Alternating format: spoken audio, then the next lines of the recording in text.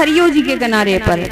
तो परीक्षित जी, ये सरयू जी का नाम सरयू जी क्यों पड़ा है और सरयू जी का आगमन अयोध्या में कैसे हुआ?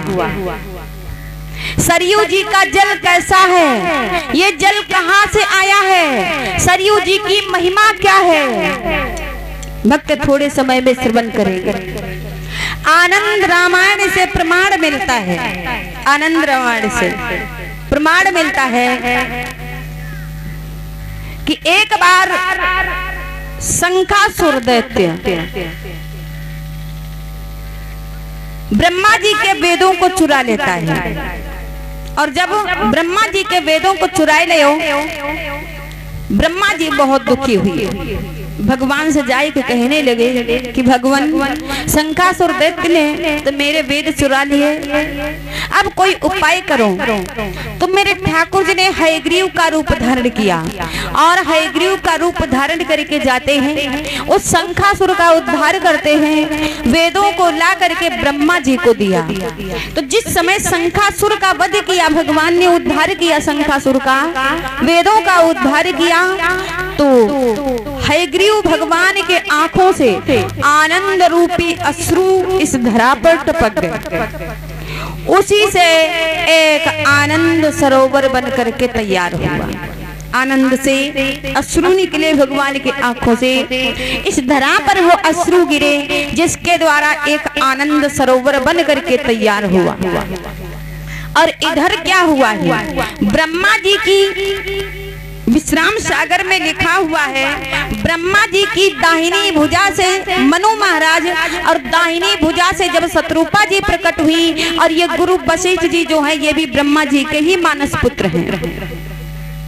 तो ब्रह्मा जी ने मनु शत्रुपा से कहा कि तुम जाओ अयोध्या में जा करके निवास करो। तो मनु जी कहने लगे अपने पिता ब्रह्मा जी से कि हे पिताजी, जब मैं अयोध्या में रहूंगा तो वहां मेरा पुरोहित कौन होगा, गुरु कौन होगा? क्योंकि बिना गुरु के मार्गदर्शन कौन कराएगा? तो ब्रह्मा जी ने कहा वशिष्ठ जी से कि बेटा जाओ, तुम अयोध्या में पुरोहित का कार्य करो, तुम अयोध्या में पुरोहित का कार्य करो। तो ब्रह्मा जी साफ मना कर देते हैं।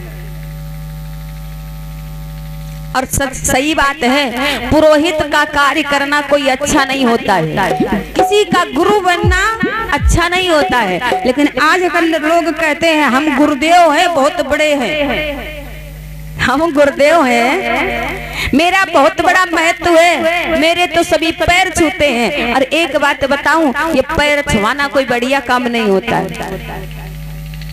पैर छुआना कोई बढ़िया काम नहीं होता है। हम तो यही सोचते मेरे कम से कम पैर छुए जाए। क्यों? क्योंकि जो कुछ पुण्य कमाई की जाती है तो पैर छूने वाले वो सब, हाँ, और जो उनके पाप होते हैं वो मेरे ऊपर आ जाते हैं। ऐसा होता है। कहने लगे ब्रह्मा जी कि गुरुदेव, मैं पुरोहित नहीं बनूंगा, ऐसा मंद कर्म मोहि देहु, हे पिताजी, ऐसा मंद कर्म मोहि देहु, अहो पिता हमले बनाएहु।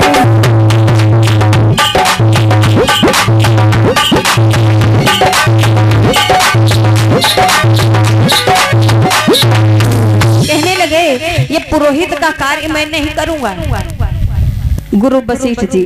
तो ब्रह्मा जी ने कहा बेटा, अगर अयोध्या में जाकर के पुरोहित का कार्य तुम करोगे, अगर अयोध्या में जाकर के तुम पुरोहित का कार्य करोगे तो आपको ब्रह्म रूपी राम के पुरोहित बनने का सौभाग्य प्राप्त होगा।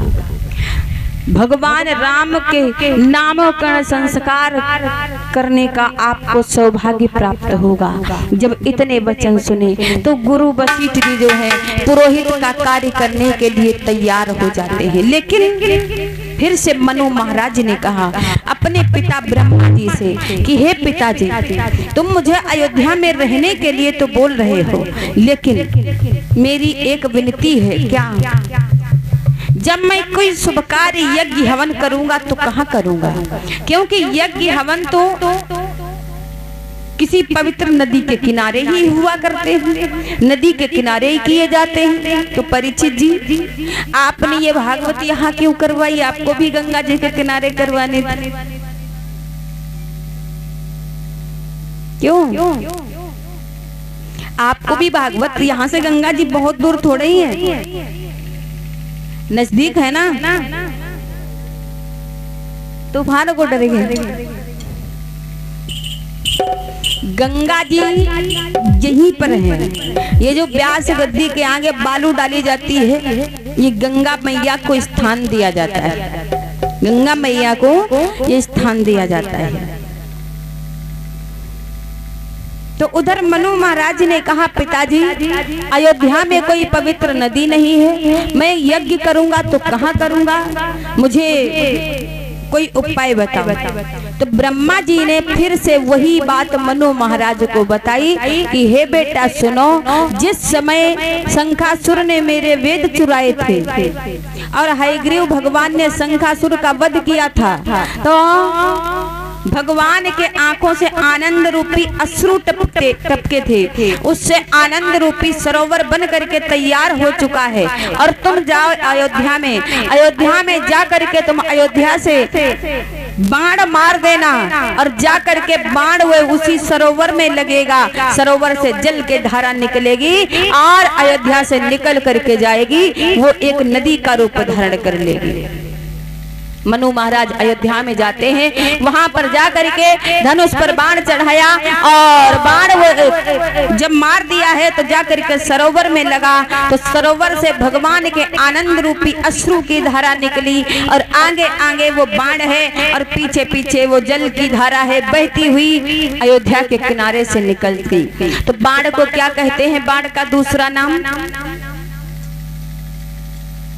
बाण का दूसरा नाम क्या है? कोई नहीं जानता। बाण को सर भी कहते हैं, बाण को सर कहते हैं। तो वो बाण यानी सर उस सरोवर में लगा और सरोवर से भगवान के आनंद रूपी अश्रु की धारा निकली और आगे आगे वो सर है यानी बाण मार्ग बताता हुआ अयोध्या के किनारे से निकला और पीछे पीछे वो धारा बहती हुई गई, नदी का रूप धारण कर लेती है। उसी को क्या कहा गया? सरयू। बोलिए सरयू मैया।